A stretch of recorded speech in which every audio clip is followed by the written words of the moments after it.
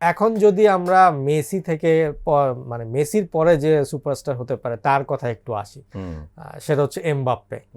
Mbappe আমরা world cup শুরুর আগে অনেকেই ধারণা করছিলাম যে এত স্টার স্টাডেড প্লেয়ার্স, যেটা বাংলায় আমরা একটা প্রবাদ আছে যে অধিক সন্ন্যাসীতে গাজন নষ্ট।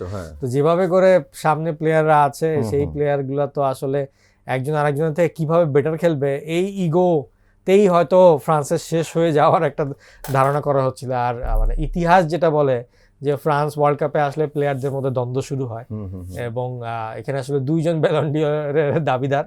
তো এখন চিন্তা করা হচ্ছিল যে ওকে পাস দিবে কিনা, ও একে পাস দিবে কিনা, এরকম একটা টেনশন ছিল। বাট এই ম্যাচে দেখা গেল যে দুইজন ব্যালন ডি'অরের দাবিদার তারা একজন গোল না দিয়ে আরেকজনকে পাস দিচ্ছে। তো সেই ক্ষেত্রে বোঝা যাচ্ছে যে ফ্রান্সের এখন একটা মানে কম্বিনেশনটা ক্রিয়েট হচ্ছে, এবং এমবাপ্পে যে জিনিসটা আর কি মানে মেসির সাথে সমতুল্য রেখেই কথা বলতে হয় যে ওয়ার্ল্ড কাপে তার এখন 16 গোল, 16 ম্যাচে 16 গোল, সেও ক্লোজের রেকর্ড ধরে ফেলেছে। সো এই সামনে তার আসলে কি হতে পারে জার্নিটা, বা ফ্রান্সেরই বা জার্নিটা কি হতে পারে, এইটা নিয়ে আপনার কি মনে হচ্ছে?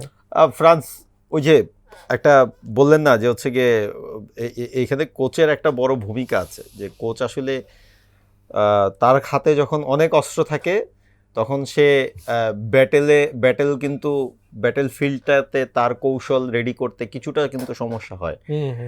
বাট আপনি যদি দেখেন এই যে ইরাকের এগেনস্টে ম্যাচে মানে খুব আমার কাছে অ্যাটাকিং থার্ডকে খুব শেপের মনে হয়েছে। মানে এমবাপ্পে যে প্রথম গোলটি করলো, মানে আপনার খুব ওলিসে খুব সম্ভবত হচ্ছে একটা পাস দিল, তার আগে একটা ফামলিং ছিল, সেখান থেকে পাস দিয়ে ওই এমবাপ্পেকে দিল। এমবাপ্পে একটা এমন গতিময় শট, যেটা আসলে মানে সাধারণত কি হয় এক ক্ষেত্রে একটু কার্ভ শট হয়, বাট ওই অ্যাঙ্গেল থেকে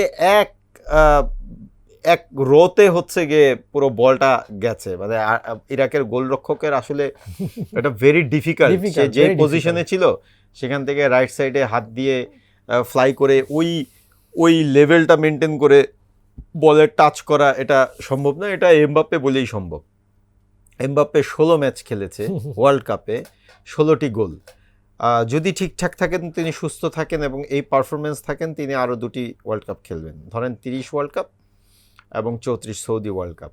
আপনি ধরে রাখেন যে এই পর্যন্ত 16টি ম্যাচ, মানে 18 ওয়ার্ল্ড কাপে 7 ম্যাচ, কাতার ওয়ার্ল্ড কাপে 7 ম্যাচ, এখন পর্যন্ত 2 ম্যাচ। আমি ধরেই রাখলাম যে তারা কোয়ার্টার ফাইনাল যাবে, কোয়ার্টার ফাইনাল পর্যন্ত ধরলাম, তার মানে আপনার হাতে এখন পর্যন্ত আছে হচ্ছে গিয়ে আরও 3 ম্যাচ।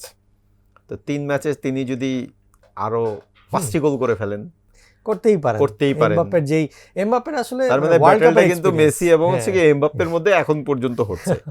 এবার আসেন ক্রিশ্চিয়ানো রোনালদো এখন শেপে নেই, পরের ম্যাচে আসলে কোন ফরমেশনে খেলেন সেটা বিষয়, তো 4-3-3 খেলবেন, হোয়াটএভার ইট ইজ, ওর প্রসঙ্গে আসবো।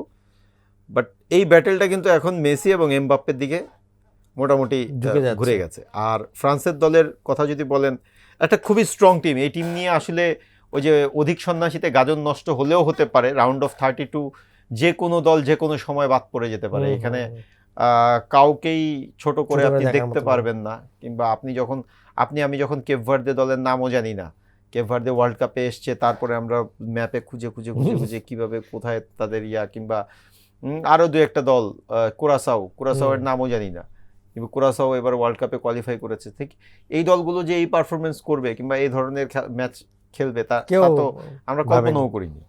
তো ঠিক তেমনি রাউন্ড অফ 32-তে দেখবেন কিছু কিছু দল যারা হচ্ছে গিয়ে বেস্ট থার্ড হয়ে আসবে, তারা হয়তো বা 2-1টা চমক দেখিয়ে দিতে পারে।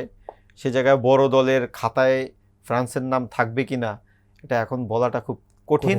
তবে আমার মনে হয় যে ফ্রান্সের যে টিম আছে, আমি অনায়াসে তাদেরকে হচ্ছে গিয়ে সেমিফাইনাল দেখছি, তারপরে আসলে বলা যাবে না। আপনার কাছে যদি একটু জানতে চাই যে হচ্ছে গিয়ে ফ্রান্সের 4-2-3-1 ফরমেশন, সেখানে হচ্ছে গিয়ে তাদের ডিপ ডিফেন্ডিং এখন পর্যন্ত তারা করেনি। তারা ম্যাচের শুরু করেছে হচ্ছে গিয়ে মাঝমাঠ থেকে, এবং অপোনেন্টের থার্ডে তারা যেই প্রেশার ক্রিয়েট করেছে, আমার মনে হয় স্পেন ছাড়া আর জার্মানি ছাড়া আর কোনো টিম এমন প্রেশার অপোনেন্টের থার্ডে এইভাবে একই ফরমেশনে খেলতে পারেনি, একই মুডে খেলতে পারেনি। আপনার কাছে মূল্যায়ন কি এই দলটা নিয়ে?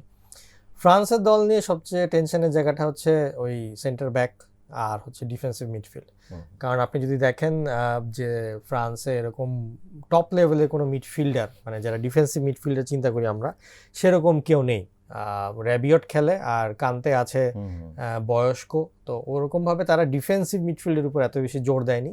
তারা শুরু থেকেই যাতে অ্যাটাকিংয়েই তাদের একচ্ছত্র অধিপত্য থাকে, এই কারণে মানে অপোনেন্ট ইয়ার কারণে নাকি না, মানে ফুটবলের দুই ধরনের খেলা আছে। এক হচ্ছে যে আপনি হয়তো অপোনেন্টের খেলা খেলবেন, সেখান থেকে আপনার খেলাটা বের করবেন, অথবা আপনি আপনার নিজের খেলা খেলবেন, অপোনেন্টকে ধসিয়ে দিবেন। আপনি এইটা কেয়ার করবেন না যে অপোনেন্ট কি খেলা খেলতে যাবে। তো ফ্রান্স ওই মোডে যে বল পাওয়ার পর থেকেই খেলা আমাদের হবে, আমরাই খেলাটাকে বের করে নিয়ে আসবো, অপোনেন্ট কি করে না সেটা আমাদের দেখার বিষয় না। তো এই কারণেই দেখবেন যে ওই সামনে তিনজন দেমবেলে, ডুয়ে আর হচ্ছে আপনার এমবাপ্পে আছে, কিন্তু খেলার কন্ট্রোলটা কিন্তু সেই ওলিসেই কন্ট্রোল করে। ডান থেকে বামে কিন্তু বল নিয়ে সেই যাচ্ছে, সেই ঘুরে ফিরে আসছে, আর তাকে সাপোর্ট দেওয়ার জন্য বাকি সবাই। সো আমার মতে তাদের পুরো ওয়ার্ল্ড কাপ জুড়ে এই জিনিসটা থাকবে। তাদের আসল পরীক্ষা হবে যখন ওলিসেকে থামানোর মতন একজন ডিফেন্ডার পাওয়া যাবে, যেটা কিনা আমরা চ্যাম্পিয়ন্স লিগও দেখেছি বায়ার্ন মিউনিখ আর পিএসজির খেলায়, যে ওলিসে কিন্তু পুরো চ্যাম্পিয়ন্স লিগ কন্ট্রোল করেছে, শুধু বায়ার্ন মিউনিখ আর পিএসজির খেলায় গিয়ে যখন নুনো মেন্ডেস হচ্ছে ওলিসেকে আটকিয়ে দিল, তখন বায়ার্ন মিউনিখ কিন্তু একেবারেই নিষ্প্রভ হয়ে গেল। তো সেই ক্ষেত্রে ওই সময় কিন্তু হ্যারি কেইনকেও মানে হ্যাঁ বল সাপ্লাই পাচ্ছে না, নিষ্প্রভ মনে হয়েছিল। তার মধ্যেও চেষ্টা করেছিল হ্যারি কেইন যতটুকু, কিন্তু এমবাপ্পেকে তো বল সাপ্লাই দিতে হবে, এমবাপ্পে বল ক্রিয়েট করবে না। হ্যারি কেইন যেরকম নিচে নেমে এসে খেলে, এমবাপ্পে তো উপরে থাকে। তো আই থিঙ্ক সেই ক্ষেত্রে ফ্রান্স একটা সমস্যায় পড়বে। আর যে সেন্টার ব্যাক এখনও ওইরকম টপ কোয়ালিটির না, উপমেকানো আর উইলিয়াম সালিবা এই দুজন খেলছে, বাট এখানে গোল হওয়ার সম্ভাবনা একটা আছে, এবং অলরেডি সেনেগাল তো সেই গোলটা দিয়ে আর কি দেখিয়ে দিয়েছে যে তো ওখানে সম্ভব। তো এই কারণে আসলে কঠিন প্রতিপক্ষ হলে একটু কষ্টই হবে ফ্রান্সের জন্য। আজকে ইরাক ছিল, সো ইরাককে ওরকম কঠিন প্রতিপক্ষ। এই জায়গায় আপনাকে একটা প্রশ্ন করতে চাই, ধরেন রাউন্ড অফ 32-তে যে ল্যাকিংসের কথা বললেন, তাদের সেন্টার ব্যাকে ধরেন দুজন ডিফেন্ডারকে তারা হচ্ছে গিয়ে ব্যাকে রাখছে, বাকি দুজন ওভারল্যাপ করে যাচ্ছে। ধরেন এক্ষেত্রে খুব একটু স্ট্রং অপোনেন্টের এগেনস্টে যখন খেলতে নামবে, তখন এই কাউন্টার অ্যাটাক সামলানোর সক্ষমতা তো আসলে ফ্রান্সের এই ডিফেন্স লাইনের নেই। তো সেই জায়গায় একটা অঘটন ঘটতেও পারে, যেটা আমরাও দেখেছি। ইরাকও কিন্তু হচ্ছে গিয়ে এই ম্যাচে বেশ কিছু মানে এই যেই বিশ্লেষণটা করলেন, যেই পয়েন্টটা টাচ করলেন, সেই জায়গায় কিন্তু ইরাক দুই একটা অপরচুনিটিস ক্রিয়েট করেছে একেবারে, যে তারা ম্যাচ থেকে ছিটকে যাওয়ার মতো পরিস্থিতিতে ছিল তাও কিন্তু না। তারাও কিন্তু অ্যাটাকিং থার্ডে কিছু প্রেশার ক্রিয়েট করেছে, যদিও এটা খুব বলার মতো কিছু না, তারপরেও বলা যায় যে হচ্ছে গিয়ে ওটা ফ্রান্স হয়তো মিডফিল্ডেই করতে পারতো। আপনার কাছে কি মনে হয়, খুব বড় অপোনেন্ট হলে কি ফ্রান্সের জন্য এটা একটু টাফ গেম হবে? তখন তো একটু প্রেশারে পড়বে, তখন প্রেশারে ভেঙেও পড়তে পারে, কারণ এই টিম আসলে প্রেশার খেয়ে অভ্যস্ত না। তো যখন প্রেশার খাবে তখন হ্যান্ডেল করবে কিভাবে, সেটা একটা দেখার বিষয় হবে। সো ওই কারণে আর কি বড় টিম পড়লে একটু টাফ টাইম যাবে ফ্রান্সের, আমার কাছে মনে হচ্ছে। ফ্রান্সের কোন পর্যন্ত দেখেন? ফ্রান্সের এমনিতে তো ফাইনাল পর্যন্ত দেখি, তাদের হচ্ছে যেই স্কোয়াড আছে বা যা খেলার এখন কম্বিনেশন আছে, যদি এরকম হতো যে শুরুতে গোল পাচ্ছে না, 1-0 গোলে জিতছে, তখন একটা টেনশন থাকতো, বা ড্র করছে। কিন্তু এখন যে ফ্লোতে দেখছি, সেই ফ্লোতে তাদের আসলে মানে ওই মানে ক্রিয়েটিভিটিটাকে যে মানে কে নস্যাৎ করবে, এরকম কোনো টিম এখনো পর্যন্ত দেখতে পাচ্ছি না। সেটা হয়তো শুধু সেদিনকার ম্যাচেই হয়তো কোনো একটা কোচের একটা স্পেশাল ট্যাকটিক্সেই আর কি খুঁজে পাওয়া যাবে। দেশমকে নিয়ে কিছু বলবেন নাকি?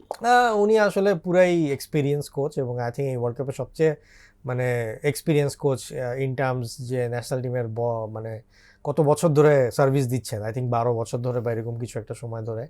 একই সাথে তিনি প্লেয়ার হিসেবে ওয়ার্ল্ড কাপ জিতেছেন, আবার কোচ হিসেবেও ওয়ার্ল্ড কাপ জিতেছেন। খুব কম সংখ্যক মানুষ, 3-4 জন জিতেছে, তার মধ্যে তিনি একজন। তো দেশম জানে কি করতে হবে, এবং দেশম ওটাই করবে। এখন প্লেয়াররা এটা এক্সিকিউট করতে পারবে কিনা, এটাই আসলে মানে গতবারের ওয়ার্ল্ড কাপে ওরা তারা এক্সিকিউট করতে পারেনি লাস্ট পর্যন্ত গিয়ে, এইবারের ওয়ার্ল্ড কাপে এই জন্য এক্সিকিউট করাটাই হচ্ছে আসল ব্যাপার। দেশম কিন্তু একটা রেকর্ডও করে ফেলেছে, সবচেয়ে বেশি ওয়ার্ল্ড কাপ ম্যাচের কোচ মনে হয় 100 ম্যাচ সম্ভবত। আমি সরি 100 ম্যাচে মনে হয় না, তা তো হবে না, খুব সম্ভবত অ্যারাউন্ড 20-30 এরকম কিছু একটা হতে পারে, 100 হবে, বাট একটা রেকর্ড করেছে।